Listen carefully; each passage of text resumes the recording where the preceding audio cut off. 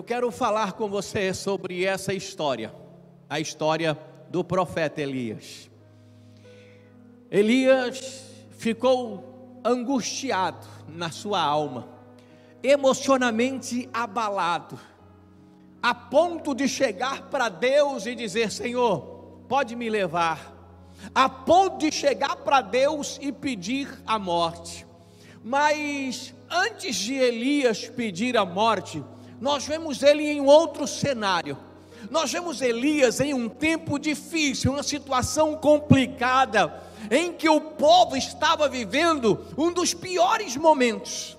O povo estava em uma situação terrível, que qualquer pessoa hoje, na situação que estava o povo, se ela estiver na mesma situação, ela está com sérios problemas, que é dúvida. O povo estava dividido entre dois pensamentos: Deus é Deus? Será que o Deus que nós servimos até agora, será que o Deus de Israel é Deus mesmo? Ou será que de repente os Baalins estão certos? Será que Deus é Deus? O povo estava dividido em dois pensamentos. Pastor, mas hoje ninguém vai dividir pensamento entre Deus e Baal. Bom, o Baal hoje pode representar muitas coisas, mas as pessoas estão divididas nos seus pensamentos, quando elas não conseguem mais acreditar que Deus está trabalhando ao teu favor, que Deus está fazendo, que Deus está agindo, a ponto de desistir da sua fé, a ponto de desistir de Deus, a ponto de desistir da sua caminhada. Antes da pessoa desistir da caminhada, antes dela desistir de Deus, consequentemente desistir da igreja. Não, pastor, eu desisto da igreja, mas de Deus eu não desisto. Não tem como desvincular isso, não tem como. Se eu não consigo ir na igreja, ter um momento com Deus e comunhão junto com o meu irmão, eu não vou conseguir servir a Deus. Este negócio, eu sirvo a Deus em casa, é uma desculpa que nós damos para nós mesmos, para desencargo de consciência. Quantas vezes eu e você não usamos algumas desculpas para desencargo da nossa própria consciência, e a gente acha que está bem? Então, quando eu tenho essa dúvida, logo eu tenho um sério problema. Então Elias, para que pudesse mudar essa situação, ele então convoca os profetas de Baal. Eles vão para o Monte Carmelo e eles fazem lá algo tão diferente que o povo ficou assustado. Elias faz um desafio aos profetas de Baal no Monte Carmelo, e nós sabemos o que aconteceu. Eles colocaram lá, montaram o holocausto e disse assim: vamos orar, e o Deus que responder com fogo é o Deus verdadeiro. E o povo então vai prestar atenção e vai seguir quem eles querem seguir, se é Deus ou se é Baal. Nós não vamos entrar no mérito dessa história. Nós sabemos que os Baalins, eles oraram, eles pularam, eles se cortaram, fizeram ritual de macumbaria, de cedo até meio-dia, e o Deus deles não respondia. Elias até: olha, vocês estão aí gritando demais, seu Deus deve estar dormindo, seu Deus deve estar de férias, e nada de Baal responder. Mas quando chega a vez de Elias, ele repara, conserta o altar para que o fogo de Deus caia e desça. O altar tem que estar preparado, a casa tem que estar arrumada. Tem muita gente querendo ser usado por Deus, mas a casa, o coração, a vida está toda bagunçada. Ele acertou tudo, então pediu para que colocasse água na lenha e mais água naquela madeira. Não tinha nem como colocar fogo de forma natural, porque a água estava encharcada. Foi feita uma valeta em volta e a valeta também encheu d'água. Elias fez só uma oração e disse: meu Deus, o Senhor está vendo tudo aqui, né? Olha o pensamento do povo, olha a afronta dos profetas de Baal. Então eu te peço, porque eu sei que o Senhor é o mesmo Deus, o Deus de Abraão, o Deus de Isaac, o Deus de Jacó. Derrama fogo dos céus. E quando ele orou, o fogo caiu sobre o holocausto, a lenha toda molhada molhada, ela foi toda queimada. A Bíblia diz que até a água que estava na valeta, o fogo lambeu, parecia que era gasolina. Pensa numa vitória poderosa. Os profetas de Baal foram mortos à espada, e o povo que estava em dúvida, e o povo que estava dividido em dois pensamentos, o que o povo começou a gritar: só o Senhor é Deus, só o Senhor é Deus. Acabou aquela dúvida.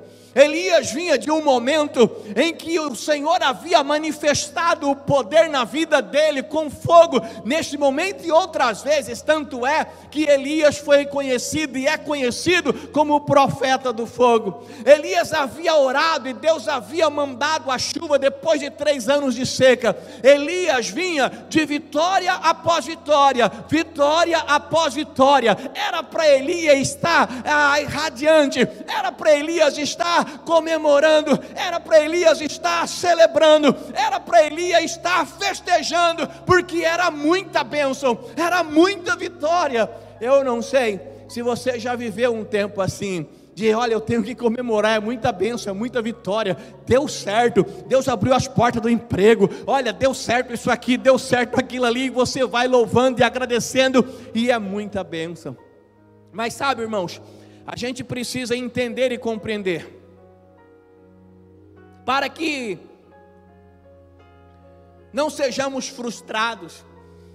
A vida, ela é assim, nós vamos ter momentos felizes, dias bons, e aproveite esses momentos a cada instante, e glorifique e exalte o teu Senhor, porque é Ele quem permite você viver esse tempo bom. Mas também haverá tempo em que as coisas se tornarão difíceis, haverá tempo em que você vai chorar, haverá tempo que parece que você está sozinho, haverá tempo em que parece que nada está dando certo. Nesse tempo você precisa aprender a continuar adorando e louvando a Deus, porque em todo tempo Deus é contigo.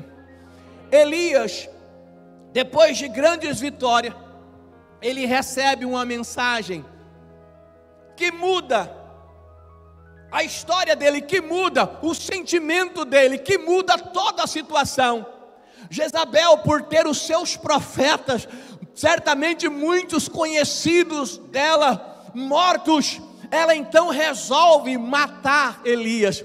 Mas Elias é o homem de Deus, Elias era o profeta de Deus, mas ela tinha poder, humanamente falando, para matá-lo. Ela poderia ir quietinha e prender Elias, e depois de preso matá-lo, ou simplesmente chegar e nem prender e matar. Mas ela ficou tão enfurecida, ela ficou com tanta raiva, que ela mandou uma mensagem para Elias: amanhã, com certeza, que nós acabamos de ler, deixa eu ler aqui de novo para você. Versículo 2: então Jezabel mandou um mensageiro a Elias a dizer: assim me faça os deuses, e outro tanto, se de certo amanhã a esta hora não puser a tua vida como a um deles. Ou seja, os profetas de Baal morreram, mas você também vai morrer.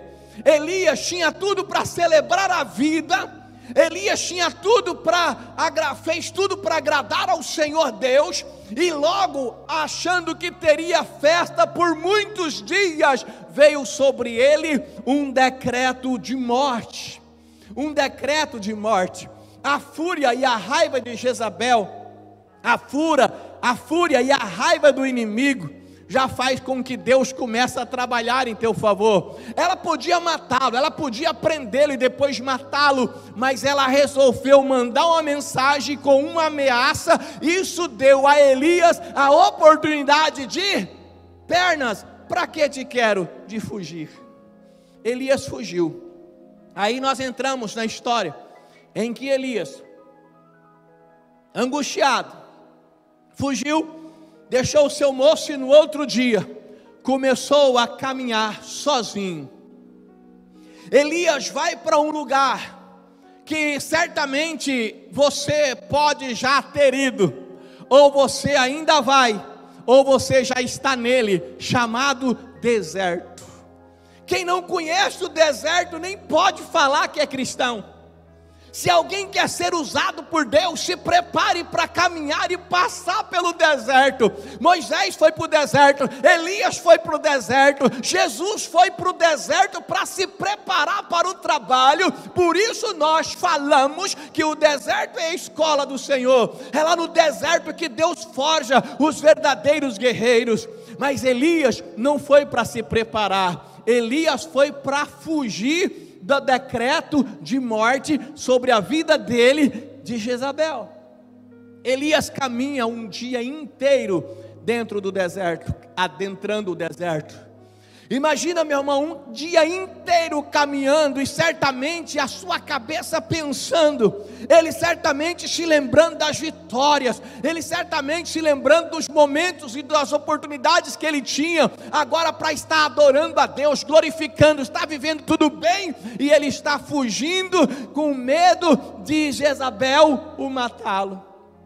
Depois de um dia inteiro de caminhada, um dia difícil de caminhada, Elias estava psicologicamente abalado. Depois de um trabalho, um desafio cheio de coragem, ele havia confiado no Deus dele, agora ele está caminhando para o deserto. Essa caminhada foi longa e penosa. Sabe quando a gente fala, de determinado momento, 5 minutos parecem 5 horas. Talvez essa caminhada de Elias possa ter parecido aí alguns dias, porque ele foi sozinho, certamente pensando, certamente analisando, a ponto de que Elias percebe que ele havia cumprido a missão, ele havia sido usado por Deus de uma forma tão grande, que Elias tem o sentimento de que, agora chega Deus, a minha parte aqui na terra já está feita, agora chega meu Deus, eu acho que eu já vivi o suficiente, agora chega meu Deus, eu não sou melhor do que os meus pais, agora chega meu Deus, eu não consigo mais, eu não tenho mais força, agora chega meu Deus. Elias chega no deserto e encontra uma árvore de zimbro, um pé de zimbro, diz a Bíblia, e ele então, debaixo desse pé de zimbro, ele acredita que a sua jornada, que a sua história aqui na terra havia acabado. O pé de zimbro é o momento em que Elias chega para Deus e pede algo terrível, ele pede a Deus a morte. Elias vinha com um sentimento tão terrível, que o desejo de morte chega no seu coração, debaixo do pé de zimbro. O pé de zimbro seria o lugar para o fim de Elias. Aí a gente começa a pensar, se Elias fugiu para o deserto, se Elias debaixo do pé de zimbro pediu a morte, então por que ele não ficou aonde ele estava? Porque lá ele já ia morrer. Ele não queria morrer na mão do inimigo, ele não queria morrer na mão de Jezabel, mas ele queria que agora Deus realmente o tirasse a vida, porque ele já não tinha mais forças, mas não nas mãos de uma rival. Elias havia perdido a força, a coragem, já não tinha mais condições de prosseguir, e estava debaixo do pé de zimbro, esperando o seu fim, sozinho, sem incomodar ninguém. Sabe, irmãos, quantas vezes, talvez, você não contou para ninguém, talvez ninguém sabe, talvez ninguém conhece a tua história, talvez ninguém conhece os seus momentos.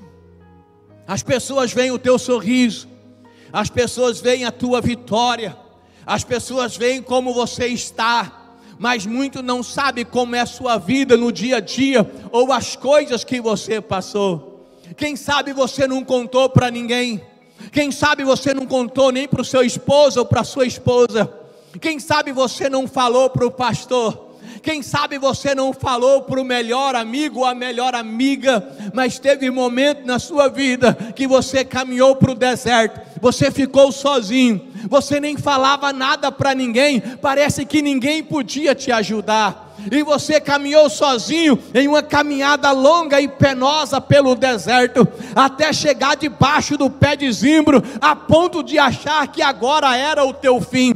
Quando a pessoa chega no deserto, debaixo do pé de zimbro, o diabo se levanta para dizer para ela: olha, agora acabou, está tudo acabado, o pé de zimbro é o teu fim, agora não tem mais jeito. E quem sabe você chorou às madrugadas, quem sabe você chorava às tardes, quem sabe você chorava trancado no teu quarto sozinho, e enxugava as lágrimas para sair, e quando você terminava de chorar, quando você colocava a sua dor um pouco de lado para poder seguir algumas coisas, você talvez tenha pensado: sozinho, só eu aqui, ninguém viu, ninguém sabe. Mas todas as vezes que você caminhou no deserto, e todas as vezes que você chegou debaixo do pé de zimbro, mesmo que você acredite que alguma vez você foi sozinho, você nunca estava sozinho. Deus estava lá com você. É por isso que hoje você está aqui, porque quando você chega debaixo do pé do zimbro e acha que é o fim, e o diabo vem com força como corrente de muitas águas e diz: é o fim, Deus se levanta dos céus e diz: é apenas o começo de uma nova caminhada, de uma nova jornada, de uma nova história. Se por um acaso hoje você se encontra debaixo do pé de zimbro, talvez você não consiga enxergar nada, mas levante a cabeça, porque Deus está contigo, e certamente, assim como Ele foi, e assim como Ele fez com Elias, Ele começa a fazer com você nesta noite.